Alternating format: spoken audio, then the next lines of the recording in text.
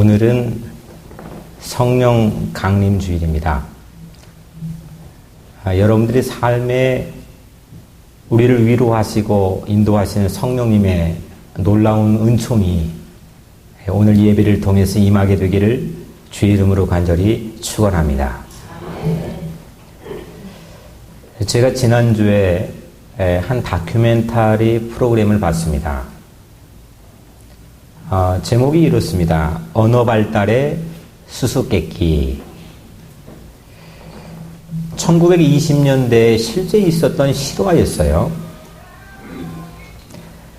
뉴욕 맨하탄의 어느 골목길에 1920년도입니다. 뉴욕 맨하탄의 어느 골목길에 시각장애인이 구걸을 하고 있었습니다. 앞에는 깡통을 하나 놓아두고 또 목에는 팻말을 하나 걸어놓고 매일같이 그 자리에 와서 구걸을 합니다. 그 팻말에는 이렇게 적혀 있습니다. I am blind. 나는 앞을 보지 못합니다. 그런데 모두 다 그냥 그 앞을 스쳐 지나갈 뿐 아무도 이 사람을 도와주려 하지 않습니다. 그때 시각장애인 앞을 지나가던 한 신사가 발길을 멈췄습니다. 이 신사가 그 목에 걸려있는 팻말에 글씨를 바꿔줬습니다. 뭐라고 바꿔줬느냐? Spring is coming, but I can't see it. 봄이 오고 있습니다. 곧 봄이 오는데 나는 볼 수가 없습니다. 그리고 이상한 일이 벌어졌습니다. 똑같은 길에 똑같은 사람이 똑같은 깡통을 놓고 매일같이 반복됐는데 거들떠보지도 않았던 사람들이 돈을 건네기 시작합니다. 깡통에 돈이 쌓여지기 시작합니다. 그리고 이후에 밝혀진 일은 그 팻말을 글씨를 I am blind에서 Spring is coming but I can't see it 이걸로 바꿔준 그 사람은, 그 신사는 프랑스의 유명한 시인 앙드레 불툰이라고 하는 사람입니다. 어느 하나가 사람 마음을 바꾼 겁니다. 그리고 늘 그 자리에서 삶의 운명을 가지고 살아가는 그 시각장애인의 삶을 바꿔놓았습니다. 아주 짧은 문장입니다.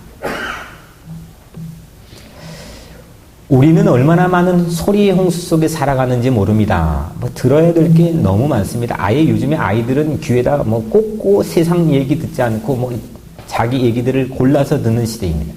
아마 여기도 이 공중에 이 공중파들이 지금 우리 위에도 얼마나 많이 떠다닐지 모르겠습니다. 셀폰 소리, TV 전파 소리, 위성을 타고 지금도 세계 곳곳으로 뻗어나가는 소리의 홍수 속에 살아갑니다.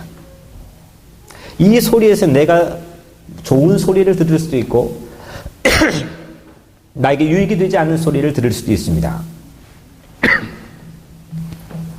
이만큼 의사소통의 속도는 빨라졌고 그 의사소통의 폭의 방법은 무지무지 넓어졌지만 우리는 언어의 공해 속에 살고 있는지 모르겠습니다. 꼭 필요한 문장, 필요한 말이 아니라 내 삶의 운명을 바꿔주고 내 삶의 방향을 설정해주는 그런 말과는 전혀 동떨어진 이야기 가운데, 소리 가운데 살고 있는지도 모르겠습니다. 여전히 I am blind 이 수준으로 I am blind 이게 틀린 말은 아니잖아요. 분명히 이 사람도 이거 하고 있으면 남이 알아들을 거라고 생각했던 팩트를, 사실을 전달한 거잖아요. 근데 누구도 그 앞에 발길을 멈추게 하지 못했습니다. 의사가 소통이 안 된 겁니다. 세상은 말에 능력 있는 사람을 원합니다. 청산유수로 말 잘하는 사람 말고요. 그 사람은요, 웬만한 사람도 다 그 사람의 속마음을 알아봅니다. 그런 사람 말고 말에 능력 있는 사람, 말에 파워가 있는 사람, 사람의 마음을 움직일 수 있는 그런 말을 하는 사람, 언어에 남다른 재주가 있는 사람, 이런 사람들이 오늘날 우대받는 시대입니다. 오늘 우리가 이 말, 언어에 대해서 성령을 통해 살펴보게 되는데, 첫 번째로 성령은요, 새로운 하늘의 언어입니다. 오늘 사도행전 2장 2절에 보면요, 호련히 하늘로부터 급하고 강한 바람 같은 소리가 있었다 했습니다. 앞에는 다 꾸며주는 말이고 결국 뭐가 있었냐면 사운드, 소리가 있었습니다. 성령은요, 소리입니다. 바람 같은 소리, 아주 급하고 강한 바람 같은 소리, 또 그건 이 땅에서 구경할 수 있는 소리가 아니라 호련히 하늘로부터 온 소리입니다.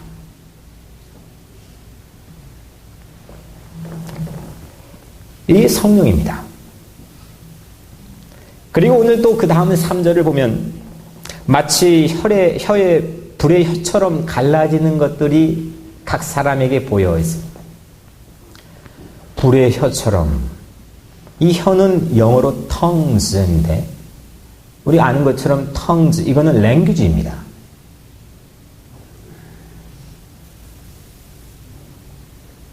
성령은 다시 말하면 새로운 언어입니다. 하늘로부터 온 언어입니다. 이게 각 사람에게 임했습니다. 그 다음 사도행전 2장 오늘 본문의 다음 또 4절을 보면 그들이 다 성령의 충만함을 받고 성령이 말하게 하심을 따라 다른 언어들로 말하기 시작하니라. 성령 충만은 새로운 언어를 말하는 겁니다. 충만이라고 하는 말은 헬라로 에프레스세산인데 이거는 baptizing, 세례받다는 겁니다. 세례받는다는 겁니다. 충만하다, 가득 채워져 있다. 이건 세례받는다는 의미입니다. 세례는 다시 태어나는 거죠. 거듭나는 겁니다. 성령 충만해진 제자들이 불길 같은 하늘의 새로운 언어로 세례받는 겁니다. 세례는 거듭나는 건데 성령 세례받는 겁니다. 그래서 오늘 말씀의 제목이 성령으로 뭐예요? 네, 성령으로 거듭난 언어입니다. 그들의 말은 더 이상 예전 말이 아닙니다.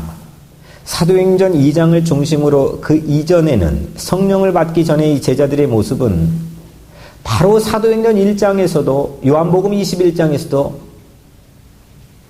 마가복음 16장에서도 마태복음 28장 여전히 불완전한 제자들이 저걸 믿어야 되나 말아야 되나 반신반의하는 모습을 우리에게 보여줍니다. 근데 사도행전 2장 오늘 이 사건 이후로는 제자들이 흔들리지 않습니다. 요동하지 않습니다. 모든 사람들에게 믿음을 제공해 줍니다. 이게 성령 사건입니다. 근데 그 성령 사건의 본질을 가만히 보면 그 이전에 그들이 했던 예전 말은 그들의 입에서 완전히 사라집니다. I am blind. 얼마나 사실적인 얘기입니까? 아마 여러분들 내가 뱉은 말 남이 다 알아듣겠지 생각하고 나는 열심히 뱉지만 한 사람도 그 앞에 발걸음 못 멈추게 만드는 말을 뱉고 있는지도 모르겠습니다. 그냥 I am blind 수준으로.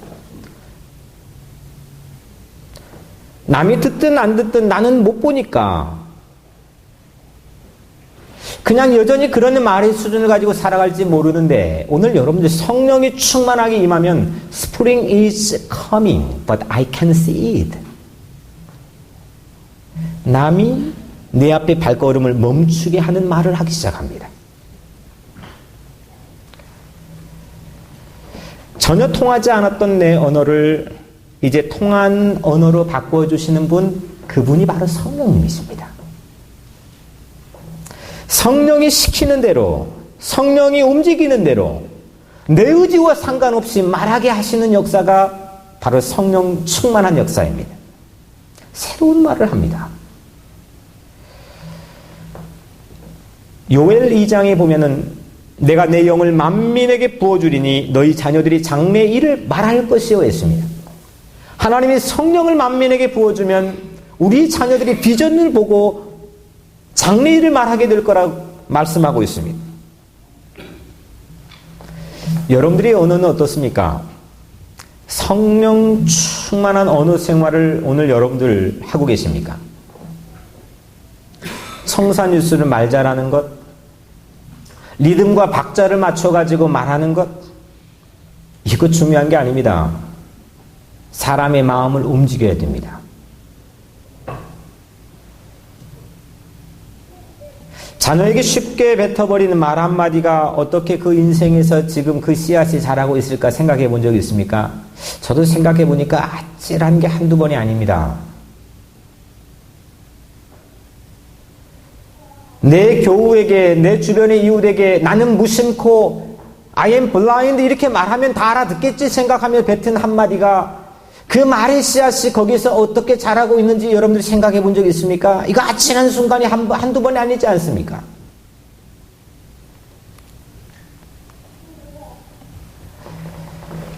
오순절 다락방에서 하늘의 새로운 소리가 제자들의 옛 언어를 압도해 버렸습니다. 방금 전까지도 말을 이리 바꿨다 저리 바꿨다 하는 베드로의 그 형편없는 모습, 가장 사랑하는 것처럼 해놓고 가장 쉽게 배반해버린 그 제자들의 모습, 늘 함께 있겠다고 다짐했던 그의 말이 금방 도망쳐버리는 그런 비겁한 말의 모습, 그런 옛날의 모든 말, 옛 언어를 이 성령이 저들에게 임하는 순간 모든 걸 그냥 압도해버렸습니다. 여러분들 오늘 이런 능력을 받기를 주의 이름으로 축원합니다. 네. 성령의 능력이 새로운 언어의 능력을 받으세요. 두 번째로 성령은요, 의사소통을 성공시키는 언어입니다. 지금 이 유대인들이요, 지금 우리 포레스트 지역도 원래 유대인 마을이지만 유대인들이 세계 곳곳에 당시에도 흩어져 있었습니다. 교포들이 얼마나 많이 있는지 모릅니다. 그런데 이들이 세계의 명절에는 함께 예루살렘에 다 모여서 나도 거기 여행 가서 순례해야지, 이게 그들의 소망입니다.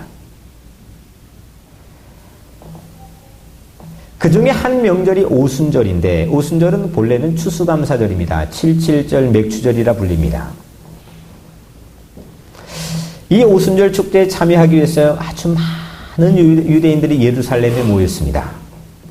6절에서 8절을 보면 이 소리가 나네. 지금 이 소리는 하늘에서 새로운 언어를 받아가지고 새로운 말을 하기 시작하는 제자들의 소리입니다. 급하고 강한 바람 같은 소리가 나는 겁니다.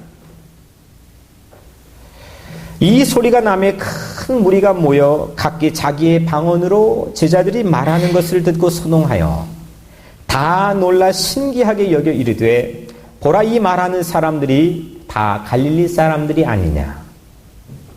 우리가 우리 각 사람이 난 곳 방언으로 듣게 되는 것이 어찌 됨이냐. 하늘의 소리, 이 방언이 들리기 시작합니다. 근데 이 방언을 듣는 사람들은 해외에 각기 흩어져 살던 이스라엘 주이시 교포들입니다. 이 교포들을 9절부터 11절을 보면 몇 그룹으로 나눠 놓습니다. 어디 지역에서 왔는지를 보려고 지명을 소개해 줍니다. 크게 4가지 지역에서 왔는데, 첫 번째는요, 가장 저쪽 멀리 로마 지역입니다. 지중해 연안을 타고 로마의 끝까지 가야 됩니다. 이태리까지 가야 됩니다. 그 로마 지역이었던 바데, 베데, 엘람에서 온 사람들. 두 번째는 현재 이라크가 있는 이스라엘 조금만 위쪽으로 중동 쪽으로 가면 있습니다. 이라크인 메소포타미아에서 온 사람들. 세 번째로 현재 터키 지역, 위쪽 안디옥 쪽으로 올라가서 지중해 위에 쪽에 있습니다. 이 터키 지역에서 온 가파도기아, 본도, 아시아에서 온 사람들. 그리고 이제 밑에 북아프리카에 있는 이집트에서 온 사람들, 브루기아, 밤빌리아에서 온 사람들. 이 사람들이 지금 그 방언을 듣고 있는 겁니다. 로마어, 이라크어, 터키어, 이집트어. 이 언어들을 사용하는 사람들이 오늘 이 방언을 듣고 있는 거예요. 근데 이들이 놀라기 시작했습니다.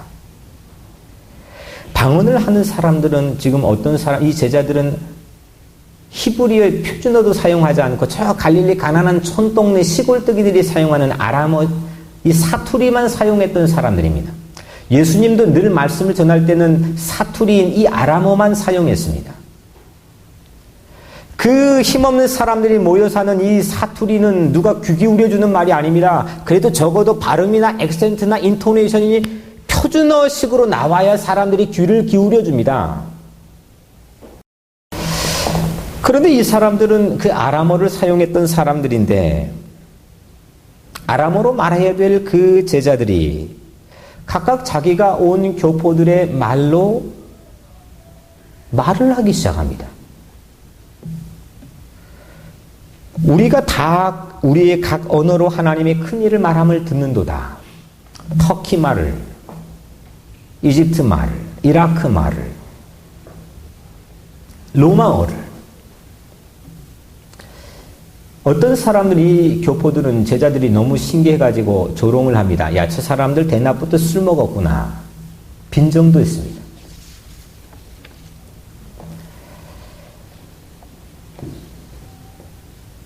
세계 각지에서 온 사람들과 성령 충만한 제자들은 의사소통에 성공했습니다. 알아들었습니다. 성령은 언어의 장벽을 무너뜨리는 겁니다. 우리는 오순절 성령 사건의 방언을 잘못 오해하고 있는 지점들이 많습니다. 우리가 오늘 읽어보는 본문에 의하면 어디도 이 방언을 못 알아듣는 말이라고 한 적이 없습니다.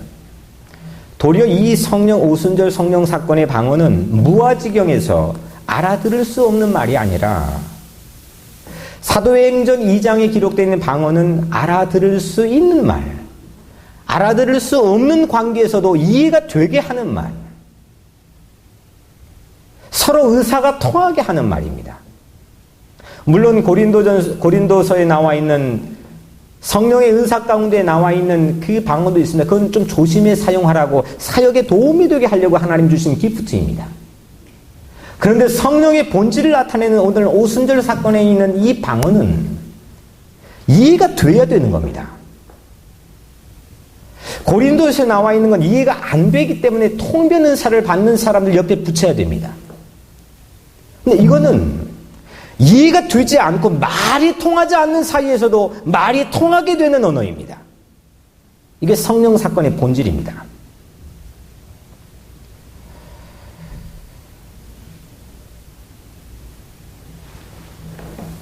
우리가 다 우리의 각 언어로 하나님의 큰 일을 말함을 듣는도다. 하나님의 크신 일들을 이해되게 말하는 능력, 그 능력이 성령의 능력입니다. 아람어를 사용해야 될 갈릴리 시골뜨기들이 새 언어로 하나님의 큰 일을 말했습니다. 여러분들 그 시인 볼튼이라고 하는 사람이 길을 가다가 멈춰서 그 시각장애인의 팻말을 떼어다가 바꿔서 사람의 마음을 움직인 건 딱 한마디였습니다. Spring is coming. 이거를 그 사례를 가지고 연구한 언어학자들이 뭐라고 부르느냐? 초점화 현상이라고 부릅니다. 초점화 현상은 앞에 있는 정보에 따라서 뒤에 있는 정보가 영향을 받게 되는 겁니다. 이거는 사례적으로 그 실험을 한 결과도 있는데 제가 시간 관계상 생략은 하겠지만 여하튼 앞에 나와 있는 정보에 따라서 뒤에 있는 정보들이 영향을 받게 되는 겁니다. 봄은 곧 오는데 나는 볼 수가 없습니다. 이 문장은 봄이 온다는 매우 긍정적인 말에 초점을 맞추게 되어 있습니다. 그렇다면 문장의 순서를 한번 바꿔봅시다. 바꿔볼까요? 나는 볼 수가 없습니다. 그 다음 뭐예요? 네, 봄이 곧 오는데요. 나는 볼 수가 없습니다. 봄이 곧 오는데 말이죠. 여러분들 어떠십니까? 좀 전에 감동이 줄어들지 않습니까? 과학적으로 분석에 실험한 데이터가 있긴 하지만 여하튼 초점을 부여받은 부정적인 효과 때문에 뒤에 봄이라고 하는 얼마나 긍정적인 이미지입니까? 막 마음이 설렙니다. 야, 꽃이 피겠구나. 야, 우리 이제 좀 어깨가 펴지겠구나. 사람 쉽게 만날 수 있겠구나. 그런 긍정적인 이미지가 앞에 나와 있는 부정적인 말 때문에 제 역할을 못하는 겁니다. 여러분들 비즈니스에 가서도 마찬가지고 학생들을 가르칠 때도 마찬가지고 친구를 만나고 관계를 맺을 때도 내가 무엇 사업을 성사시킬 때도 다 적용될 수 있는 말입니다. 이 초점화 현상은요. Spring is coming, but I can't see it. 이렇게 말을 할 건가? 아니면 I'm blind. 나는 열심히 알아들을 거라고 말은 했는데 저 밑에서는 아무도 못 알아듣습니다. 발길을 내 앞에서 마음의 발길을 멈춰주질 않습니다. 내 아내도 내 자식도 다 들어줄 줄 알았는데 듣는 척만 하는 거지 그냥 계속 지나쳤던 겁니다.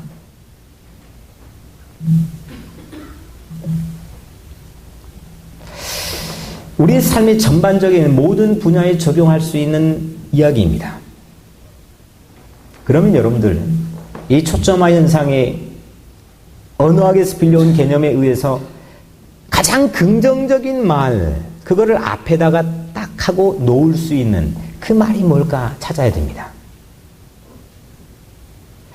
그거를 깊게 파야 됩니다. 내 분야에서 그 분야를 넓혀야 됩니다. 어떤 상황에서도 그 앞에다가 Spring is coming과 같은 그런 퀄리티의 말을 할 수 있도록 내가 그걸 개발해야 됩니다. 그러면 여러분들 세상의 역사상 가장 파지티브한 가장 긍정적인 파워풀한 말이 뭘까요?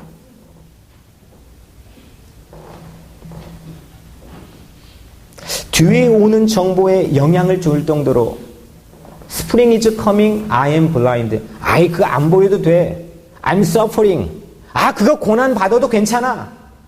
그냥 앞에 있는 모든 말이 그 사람과의 커뮤니케이션을 하는데 지배해버릴 수 있는 그 엄청난 긍정적인 말. Spring is coming, 나는 학벌이 없는데요. Spring is coming, 저는 건강이 좋지 못한데요. 내 형편에 상관없이 모든 사람과 의사가 소통될 수 있는 그 엄청난 긍정적인 말, 그거 찾아야 됩니다. 그게 뭘까요?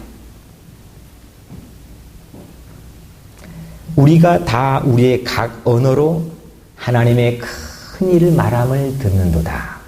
제자들은요, 이거 바뀐 겁니다. 제자들은 하나님의 큰 일들을 말하기 시작했습니다. 이거보다 긍정적인 말이 어디 있습니까? 하나님이 하나하나 심어놓고 다닌 일들, 하나님이 밟고 다니시면서 만지작거렸던 접촉했던 모든 일들, 하나님이 내 인생에 찾아와 주셔서 나를 위로하시고 나에게 역사해 주셨던 그런 일들, 하나님이 내 인생을 사랑하시고 가치가 없고 자격이 없는데도 내 인생을 붙들고 여기까지 와주신 그런 일들, 하나님이 하신 큰 일보다 세상에는 더 긍정적인 말은 찾을 수가 없습니다. 그 사랑의 크기보다, 그가 하신 놀라운 일보다, 그가 하신 비즈니스보다 더 놀라운 긍정적인 일을 세상에 없습니다. 근데 제자들은 성령 충만을 받고 그 입에서 먼저 그 이야기가 나오기 시작합니다. 그래서 사도행전 2장 이후에는 그들이 흔들리거나 유동하지 않았던 겁니다. 예전에는 아무리 외쳐도 사람들이 자기 주변으로 모여들지 않습니다. 사람들을 위해 기도해도 하나님, 예수님이 왜 나에게는 이런 능력이 없습니까? 그런데요, 이 능력을 받고 난 다음에 그가 말을 하니까 3,000명이 그 시골뜨기 앞으로 모여듭니다. 5,000명이 모여듭니다. 공동체가 만들어집니다. 그 만들어진 공동체로 로마라고 하는 세계를 지배하는 국가를 전복시켰습니다.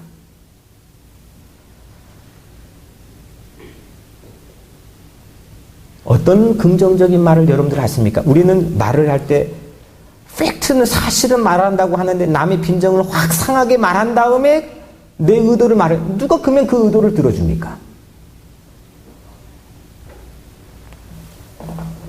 사람의 마음을 열어주는 긍정적인 말을 해야 됩니다. 그게 의사가 소통되는 방법입니다. 세계 어디 가도, 세계 어디에서 오든 그들의 마음을 통하게 하였습니다. 오직 성령이 너에게 임하시면, 성령이 임하시면 너희가 권능을 받고 했습니다. 파워를 받는데 어떤 파워냐? 예루살렘과 온 유대와 사마리아와 땅끝까지 이르러 내 증인들이라. 말을 못하는데 어떻게 증인됩니까? 언어 실력이 없는데 어떻게 증인됩니까? 근데 이 제자들은 다 해냈습니다. 적대자들이 살고 있는 사마리아에도 그들의 마음으로, 그들의 말로 마음들을 움직이기 시작했습니다. 스페인, 로마, 터키 모든 지역에 예수의 문화들을 펼치기 시작했습니다. 여러분들, 예루살렘과 온 유대와 사마리아와 땅끝까지 복음의 증인이 되는 것, 하나님의 큰 일을 초점화 현상으로 앞에 두고 말하기 시작하는 삶을 사는 것, 이게 바로 제2의 볼톤이 되는 거 아니겠습니까? 오늘 이 시간, 말씀을 듣는 시간, 여러분들 목에 걸려있는 팻말들 다 떼어가지고 다시 고치는 시간입니다. 그냥 난 열심히 말했다고 생각했는데 아무도 내 앞에 멈춰주지 않았던 내 팻말, 내 언어의 습관, 내 말의 실력과 내 언어의 실력을 다 뒤바꾸는 겁니다. 이거는 우리 노력으로 나 집에 가서 열심히 해야지 하고 되는 게 아닙니다. 이 말씀을 통해서 성령이 여러분들이 각자에게 임할 때 가능한 겁니다. 오늘 그 성령이 여러분들의 삶에 임하기를 주 이름으로 간절히 축복합니다. 오늘 읽지는 않았지만 사도행전 2장 마지막 44절 부분을 보면요, 믿는 사람이 다 함께 있음 모든 물건 서로 통용하고 또 재산과 소유를 팔아 각 사람에게 필요에 따라 나눠주고 날마다 마음같이 하여 성전에 모이기 힘쓰고 집에서 떡을 떼고 기쁨과 순전한 마음으로 구원받는 사람이 날마다 더하여지니라. 성령의 능력을 받는 사람들은, 이런 새로운 언어를 가지고 살아가는 사람들은 이런 열매를 얻었습니다. 이게 성령의 열매입니다. 공동체를 만들었습니다. 무너져가는, 사기가 다 밑에 떨어져 있는, 회복 불능의 상태에 있는 그런 공동체를 살려냈습니다. 모든 사람들에게 호감을 주었고 칭송을 받았습니다. 그래서 구원받는 사람들이 날마다 더해갔으니 Spring is coming, 이것처럼 지나가던 사람들을 발길을 멈추게 하는 말, 그 말을 하기 시작한 겁니다. 그래서 공동체 만든 겁니다. 여러분들도 그런 성령으로 거듭난 말 하시기를 주 이름으로 간절히 축원합니다. 마지막 세 번째로, 성령은 생명을 살리는 언어입니다.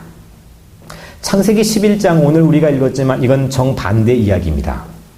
창세기 11장 1절에 보면은 처음에 세상엔 언어가, 랭귀지가 하나라는 겁니다. 모두가 똑같은 말 사용했습니다.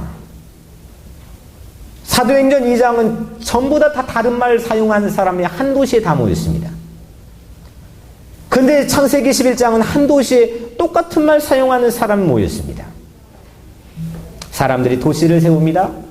도시에 탑을 세워 탑 꼭대기가 하늘에 닿게 하자고 이름을 날리고 온 땅에 우리 흩어지지 않게 모여보자고, 공동체를 세워보자고 모였습니다. 그들의 초점이 뭐냐? 업적입니다. 유명세입니다. 욕심입니다. 내 중심입니다. 이것을 보시고 하나님이 내려오셔서 이렇게 말씀합니다. 우리가 내려가서 거기서 그들의 언어를 혼잡하게 하고 그들로 서로 알아듣지 못하게 하자. 서로 말을 섞어서 같은 말을 하는 사람들이, 아니 우리 한국말 하는 사람끼리도 서로 말을 해도 한국말 하는데도 알아듣지 못하는 현상이 거기에서 일어난 겁니다. 오순절에서는 새로운 공동체가 이루어졌는 반면에 바벨에서는 짓고 세우려고 했던 공동체가 붕괴되고 무너지고 흩어지고 싸우고 뒤죽박죽이 됐습니다. 바벨의 초점은 하나님의 큰 일이 아니라 자신의 욕심이 초점화 현상이었습니다. 야, 우리 이렇게 하자. 우리 이름을 온 땅에 날려보자. 우리 이거 공동체를 세워보자. 모든 게 나입니다. 바벨의 언어는 상대 마음의 관역에 꽂히는 말을 하지 못합니다. 말을 하고 연설을 하고 음악을 하고 뭘 하든 사람 마음에 꽉 하고 꽂혀서 그걸 흔들어 놓는 말을 해야 됩니다. 그건 기술이 아닙니다. 진실해야 됩니다. 근데 바벨의 영성 갖고는 이게 안 됩니다. 공동체를 건설하기는커녕 공동체를 파괴시킵니다. 가정을 세우기는커녕 가정을 파괴시킵니다. 이런 사람은 교회를 세우기는커녕 교회를 무너뜨립니다. 오순절에 불어댔던 바람, 성령의 바람, 이 바람은 생명을 살리고 공동체를 세웠습니다. 그에 반해서 바벨에서 부는 바람, 그 바람은 서로 알아듣지 못하게 하고 서로 공동체를 파괴시키는 그런 바람이었습니다. 고린도전서 14장 19절에 깨달은 마음으로 5마디 말을 하는 것이 1만 마디 방언으로 말하는 것보다 나으니라. 남 알아듣지 못하는 그런 1만 마디 말 갖고 하는 것보다 딱 알아들을 수 있는 내가 깨달은 5마디, Spirit coming, 이런 말 5마디 하는 게 훨씬 더 파워풀하다고 바울이 고린도전서에서 말했습니다. 분열의 언어에서 하나 되게 살리는 언어로, 파괴하는 언어에서 치유하는 언어로, 상처의 언어에서 생명을 살리는 언어로 여러분들 오늘 거듭나고 다시 태어나기를 축복합니다. 사랑하는 성도 여러분, 하나님도 말이었습니다. 말로 세상 창조했지만 하나님 자신이 말씀이었다고 요한복음 1장 1절에 나와 있습니다.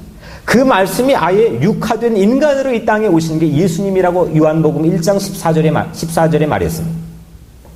근데 하나님의 언어는 우리의 삶을 통해서 늘 거절당하고 늘 짓밟히고 뭉개지고 십자가에 매달린 적이 한두 번이 아니었습니다. 그런데도 하나님은 또 우리에게 찾아오셨습니다. 바람 같은 소리로, 불길 같은 언어로 우리에게 찾아오셨습니다. 그게 성령입니다. 그 언어는 서로 이해하지 못할 사이를 이해하게 만들고 갈등을 허물어버리고 하나 되게 하는 놀라운 능력을 보여줬습니다. 예루살렘과 유대와 사마리아와 땅 끝까지 성령의 언어가 가는 곳마다 모든 장벽을 다 허물어댔습니다. 여러분들 성령을 받으시기를 주의 이름으로 축복합니다. 여러분들이 말하면 사람들이 가다가 마음을 탁 하고 흔들어대며 멈출 수 있는 그런 성령의 말을 하시기를 바랍니다. 우리 혀를 새롭게 뒤집어 새 언어를 말하게 하시는 성령, 성령으로 거듭난 언어를 가지고 살아가는 그런 인생, 그런 인생이 우리의 삶이 되기를 주의 이름으로 간절히 축복합니다. 기도하겠습니다. 사랑이 많으시고 은혜로우신 아버지 하나님, 우리는 어떤 말 가지고 살았습니까? 남들 다 알아듣는 줄 알았는데 여전히 I am blind 수준으로 우리가 살지는 않았습니까? 하나님, 우리 마음에 주의 마음, 성령의 마음을 허락해 주시고 이 시간 이 자리에 성령의 바람이 불게 하셔서 오늘 우리 모든 각자의 삶 위에 새로운 성령의 언어가 내리게 하여 주옵소서. 예수님의 이름으로 간절히 기도드리옵나이다. 아멘. 우리 다 함께 일어나서 우리 찬송가, 오늘 주님께 주신 그 사랑으로는 안 하고 우리 찬송가 191장 찬양하고 축복 기도로 예배를 마치겠습니다.